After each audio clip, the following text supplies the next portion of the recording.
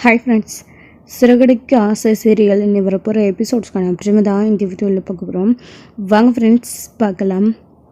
முத்து எப்படியோ மீனாவை கத்தியால் குத்துனவனை பிடிச்சி அவனை போலீஸ் ஸ்டேஷனில் ஒப்படைச்சி சிந்தாமணியும் அரெஸ்ட் பண்ண வச்சுட்டாங்க. போலீஸ் ஸ்டேஷனில் வந்து பார்த்தா முத்து தான் அந்த ரவுடியை பிடிச்சிருக்காங்க. இதை பார்த்த உடனே இங்கே சிந்தாமணிக்கு ரொம்ப அதிர்ச்சியாக இருக்குது. இவன் தான் நமக்கு இப்போவும் எதிரியா அப்படின்னு நினச்சிட்டு இருக்காங்க. அப்போது என்ன முத்து தேவையில்லாமே மேலே பழிய போடுறேன் அப்படின்னு. நான் ஏன் தேவையில்லாமல் பழிய போடுறேன்? அன்றைக்கி இவனை நான் நல்லா பார்த்தேன். இவன் எல்லாத்தையும் உண்மையாக சொல்லிட்டான். அது மட்டும் இல்லாமல் ஏற்கனவே உன் மேலே எனக்கு கொஞ்சம் டவுட் இருந்துச்சு. ஆனால் அதை கன்ஃபார்ம் பண்ணிக்கணும்ல. நம்ம ஆதாரம் இல்லாமல் எதையுமே பேச முடியாதுல்ல போலீஸ்கிட்ட. அதனால தான் ஆதாரபூர்வமாக நிரூபித்து நீ தானு நான் முடிவே பண்ணிட்டேன். இனிமேல் ஆக வேண்டியதெல்லாம் போலீஸ் பார்த்துப்பாங்க. சார், நான் கம்ப்ளைண்ட் எழுதி கொடுக்குறேன். என் பொண்டாட்டிக்கு இப்படி நடந்ததுக்காக கண்டிப்பாக இவங்க மேலே ஆக்ஷன் எடுத்தே ஆகணும். எவ்வளோ தைரியம் இருந்தால் தேர்தலில் ஜெயிச்சிடக்கூடாதுன்னு மீனாவை கத்தியால் குத்திட்டு மீனாவுக்கு ஏதாச்சும் ஆச்சுன்னா இந்த அம்மா ஜெயிச்சிடலான்னு பார்த்துருப்பாங்க.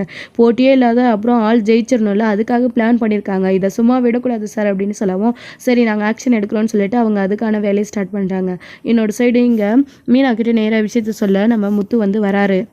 வீட்டில் எல்லாருமே இருக்காங்க. மீனாவும் ரூமில் வந்து இருக்காங்க. அப்போ போயிட்டு மீனா கிட்ட இந்த மாதிரி உனக்கு கத்தியான குத்துனது யாருன்னு கண்டுபிடிச்சிடும் அப்படின்னு சொல்லவும், என்னங்க சொல்கிறீங்க அப்படின்றாங்க.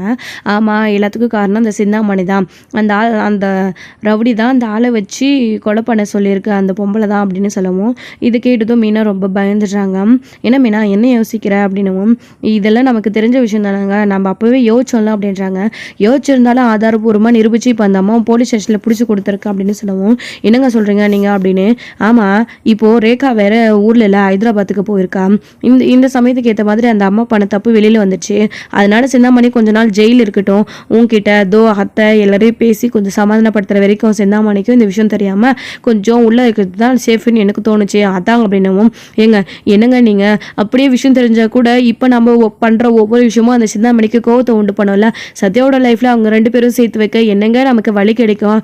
இப்போவே என்ன எலெக்ஷனில் தோக்கடிக்கணுன்றதுக்காகவே இதை பண்ண சிந்தாமணி நாளைக்கு அவன் பொண்ணு வாழ்க்கைக்காக என்ன வேணாலே பண்ணலாம்ல. சத்யாவை லவ் பண்ணுறான்னு தெரிஞ்சா அப்படின்னவும், இதான் மீனா, இதுக்கெல்லாம் நீ பயப்படுவேன்னு எனக்கு தெரியும். நான் யோசிச்சேன் இந்த விஷயத்தை பற்றி உங்ககிட்ட சொல்லக்கூடாதான்னு. ஆனால் என்னால் சொல்லாமல் இருக்க முடியல. அதுக்காக நான் பயந்துக்கிட்டு அப்படியே எல்லா விஷயத்தையும் விட்டுறக்கூடாது. தயவு செஞ்சு இதுக்கு மேலே இந்த விஷயத்தை பற்றி பேசாதா, வா போலாம் அப்படின்னு சொல்லிட்டு வெளியில் வராரு. வெளியில் வந்ததுக்கப்புறமா அண்ணாமலை வராரு.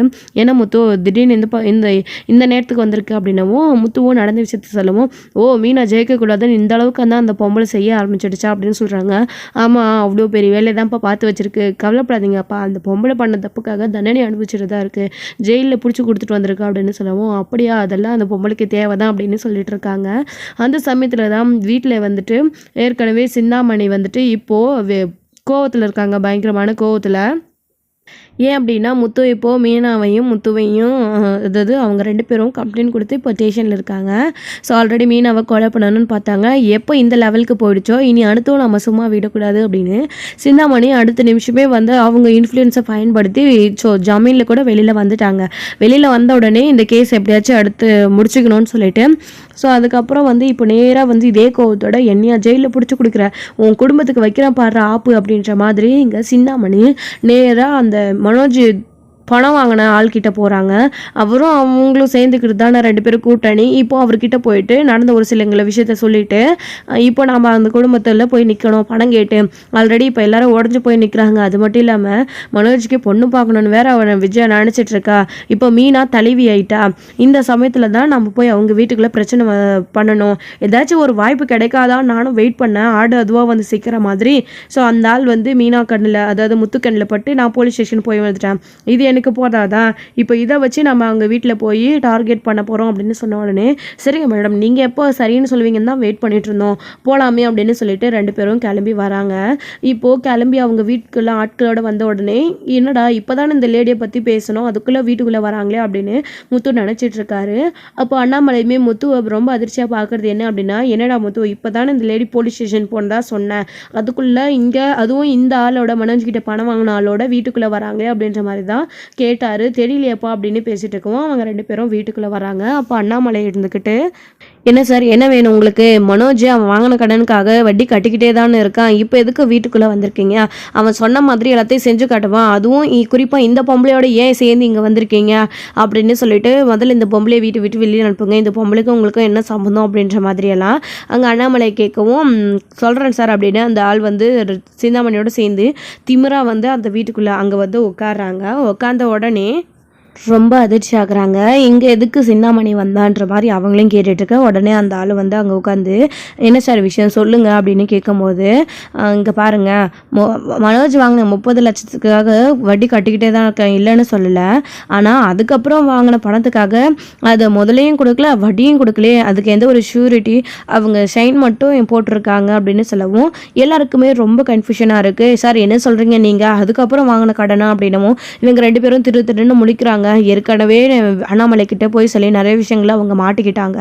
ஆனால் இந்த தடவையும் மாட்டிக்க முடியாது. இந்த ஆள் என்ன திடீர்னு இப்படி வந்து சிந்தாமணியோட சேர்ந்து இப்படி வந்து நம்மளை மாட்டி விடுவாங்கன்னு தெரியலையே அப்படின்னு சொல்லிட்டு நினச்சிட்டே இருக்காங்க. நம்ம விஜயாவும் கூட இப்போ எதுக்கு இவங்க வந்து இந்த விஷயத்தை பற்றி பேசுகிறாங்கன்னு மனோஜும் ரொம்ப ஷாக்கில் வந்து உட்காந்துட்டு இருக்காங்க. திருன்னு முடிச்சுக்கிட்டு, சார் என்ன சொல்கிறீங்க அப்படின்னு முத்து கேட்குமோ, ஆமாம் பாருங்கள் நான் என்ன பொய்யா சொல்கிறேன், அதுக்கப்புறம் வந்துட்டு நிறைய எங்ககிட்டேருந்து பணம் வாங்கியிருக்காங்க.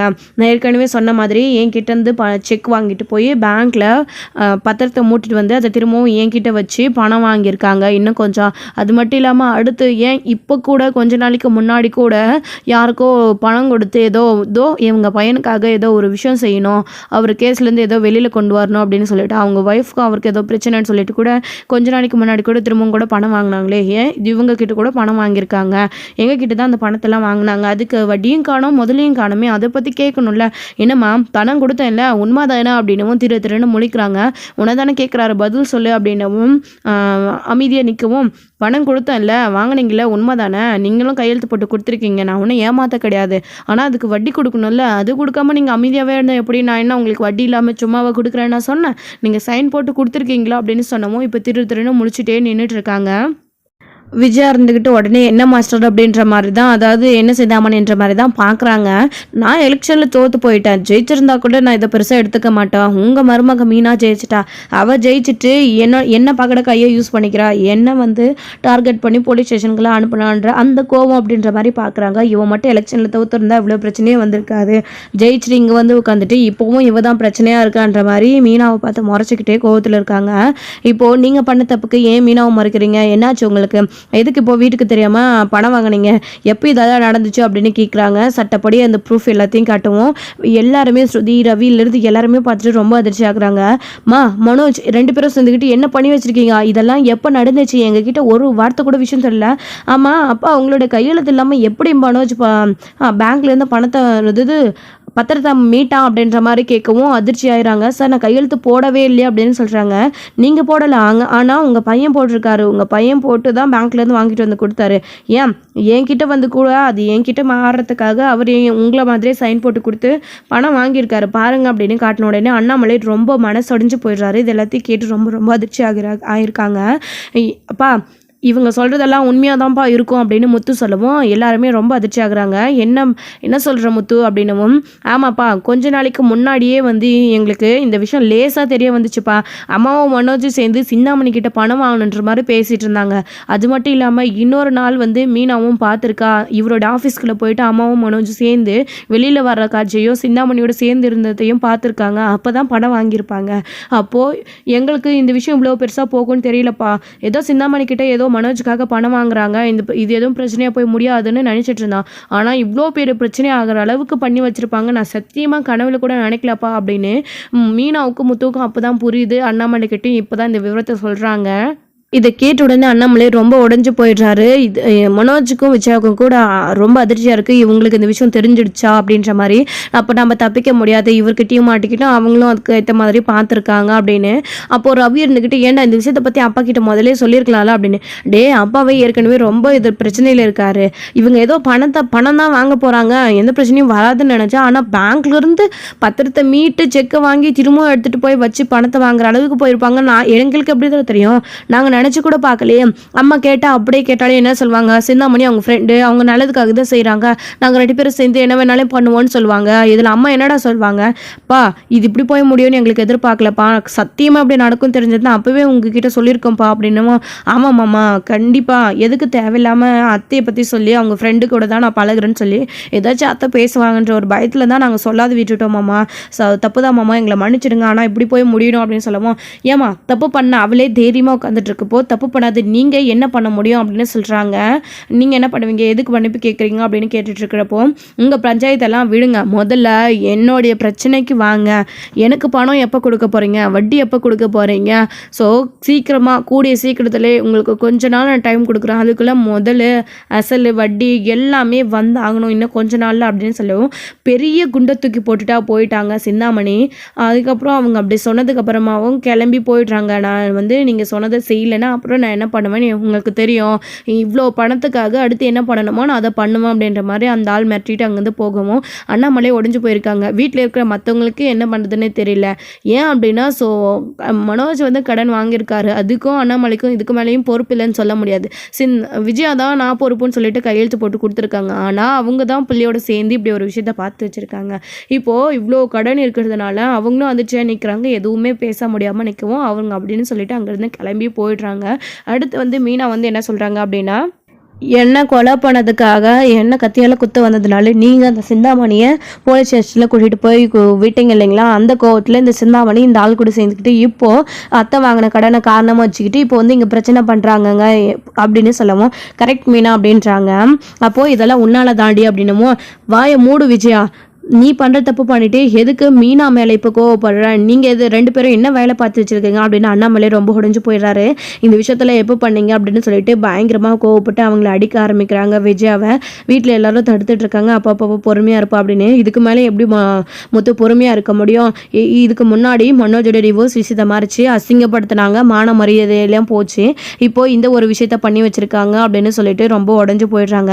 ஏன்டா அந்த மனுஷனை எப்படி நோக்கடிக்கிறீங்க, ஏமா அவங்களுக்கும் கொஞ்சம் கூட அறிவே இல்லையா, இதான் நீங்கள் அப்பா மேலே வச்சிருக்கிற மரியாதையா அப்படின்னு முத்துவும் பேசவும் எல்லாருமே, ரவி கூட இதே தான் பேசுகிறாங்க, ஸ்ருதி கூட ஆண்டி நீங்கள் இப்படி பண்ணுவீங்க நான் கொஞ்சம் கூட எதிர்பார்க்கவே இல்லை, இப்படி ஒரு விஷயத்த பண்ணி வச்சுருக்கீங்க அப்படின்னு எல்லாருமே மாற்றி மாற்றி பேசுகிறாங்க. அவங்களுக்கு பேச முகமே இல்லை, மாட்டிக்கிட்டாங்க. ஏன் அப்படின்னா இப்போது சிந்தாமணியும் இதே ஒரு வாய்ப்பாக பயன்படுத்திக்கிட்டு பேசின உடனே விஜய் என்னன்றாங்க, எல்லாம் இவ்வளோதான், இவ மட்டும் எலெக்ஷனில் சிந்தாமணியை எதிர்த்து ஜெயிக்காமல் இருந்ததுனால இந்த பிரச்சனையே வந்திருக்காது அப்படின்னு. நீ அப்போ தான் இதுக்கு பயந்துக்கிட்டு தான் இந்த மாதிரி ஏதாச்சும் நடந்துடும் சிந்தாமணி ஒன்று பிளாக்மெயில் பண்ணி வச்சாலா, அதுக்கு தான் வந்து நீ பயந்துக்கிட்டு மீனாவை எலெக்ஷனில் நிற்கிறதுக்கு முன்னே நிற்க விடாமல் பண்ணியா அப்படின்னு அண்ணாமலை கேட்கவும், ஏங்க அப்படியெல்லாம் இல்லைங்க அப்படின்னும் வேறு எப்படி அப்படின்றாங்க. இப்போ மீனா நின்று ஜெயிச்சதுனால தானே இந்த உண்மை வெளியில் வந்துடுச்சு, இல்லைன்னா இந்த உண்மை எங்களுக்கு வெளியில் வராமையே போயிருக்கலாம் அப்படின்னு மனசு உடைஞ்சு போய் எல்லாருமே பேசிகிட்டு இருக்கவும் அடுத்து மனோஜ் கிட்ட போகிறாரு நம்ம அண்ணாமலை வந்துட்டு, நீங்கள் எதுவும் டென்ஷன் ஆகாதீங்கப்பா விடுங்கப்பா அப்படின்னு சொல்லிட்டு எங்கள் முத்து வந்து சொல்லிட்டு இருக்கோம், முத்து நீ அமைதியாயிரு அப்படின்ட்டு, இந்த பிரச்சனை எப்படி இதோட விட முடியும், ஏன்னா என்னோட இத்தனை வருஷம் உழைப்பை திருடிட்டு ஒரு நாள் ஓடுனேன், அதுக்கப்புறம் எவ்வளவோ பிரச்சனை நடந்துச்சு, ஒவ்வொரு தடவையும் உன்னை மன்னிச்சு விட்டேன், இதுக்கு முன்னாடி உனக்கு ஒரு நல்லது நடக்கணும்னு தானே எல்லாருமே போகிறான்னா, அப்போ என் மான மரியாதையை வாங்கினீங்க நீயும் அம்மாவும் சேர்ந்துக்கிட்டு, இப்போது என்னுடைய கையெழுத்தை போட்டு பேங்க்லேருந்து மூடிட்டு வந்து பணத்தை வாங்குற அளவுக்கு ஆயிடுச்சா, இன்னும் என்னதாடா பண்ணி வச்சிருக்க, இன்னும் என்ன பண்ணலான்னு காத்திருக்க அப்படின்னு அண்ணாமலைக்கு ரொம்ப கோவம் வந்து மனோஜை பயங்கரமாக போட்டு அடிக்க ஆரம்பிச்சிட்றாங்க. போட இந்த வீட்டை விட்டு வெளியில் அப்படின்னு முடுக்குறாங்க. எங்க அப்படின்னு சொல்லவும் விஜயாவுக்கு வாயை மூடு அமைதியை, இதுக்கு மேலே ஏதாச்சும் பேசினா மரியாதை கேட்டுடும் அப்படின்னு சொல்கிறாங்க.